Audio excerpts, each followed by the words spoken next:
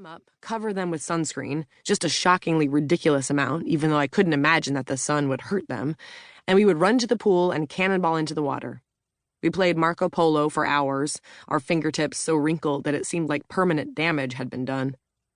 I'd take a break around lunchtime and make bologna sandwiches, and the kids would eat them at the edge of the pool, the bread soggy, their hands smeared with mustard until they simply dunked them into the water. When they got tired of swimming, we lounged around under umbrellas and napped. Our eyes burned from the chlorine, but what else could we do? And everyone left us alone. No Madison, no Jasper, not even Carl hovering at the edges. I didn't see any gardeners or maids in our area. We were a world unto ourselves, even though I knew it was temporary. Eventually, we would have to figure something out, a way to integrate the children into the real world. I imagined a time when they sat at that huge dining room table in the mansion, eating Eggs Benedict or whatever the fuck, while their father read the paper and told them scores from the Braves game the day before.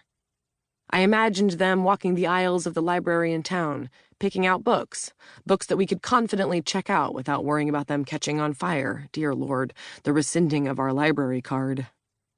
I imagined them inside the mansion, then leaving for school, then coming back home. I imagined them sleeping in a bed that wasn't mine. Where was I during all this? Far away, right? Like if I got the kids to this level of normalcy, they wouldn't need me anymore. And I wasn't sure if I was happy or sad about it.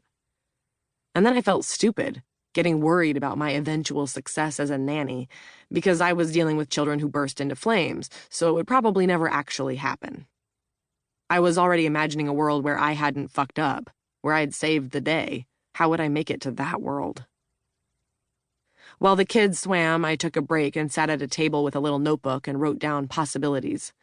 My list looked like this: asbestos, race car clothes, damp towels, Zen meditation, spray bottles / garden hoses, live in the pool, build a roof over it, fire extinguishers, safe for kids' skin, medication, sleeping pills, anti-anxiety, therapy, discreet, no spicy foods, spontaneous human combustion research, time-life mysteries of the unknown, and on and on and on.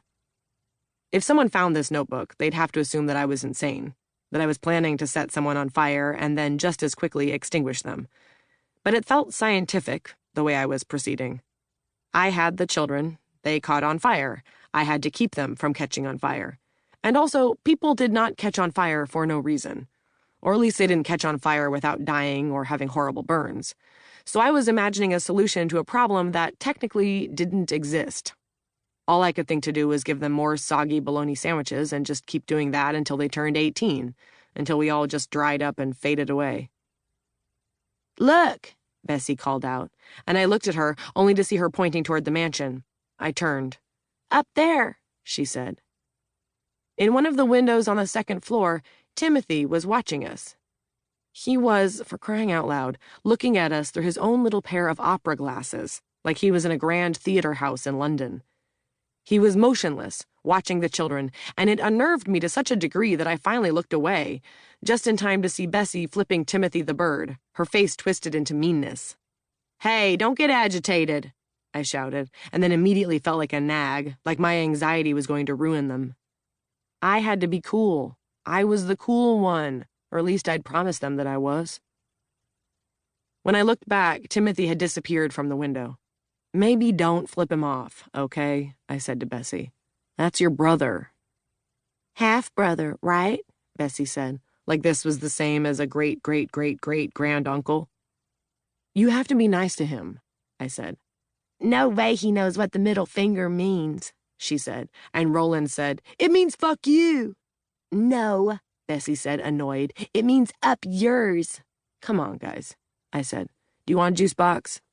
"We're bored," Roland said. "How can you be bored in this giant pool?" I asked. "It's like 3 times the size of your grandparents' pool." "We want to do something fun," Bessie said. "Like what?" I asked. "Hide and seek," Roland offered. "I don't know if that's such a hot idea," I said, thinking of the children tucking themselves away in the most flammable parts of the house, all bunched up, waiting and waiting and waiting for something.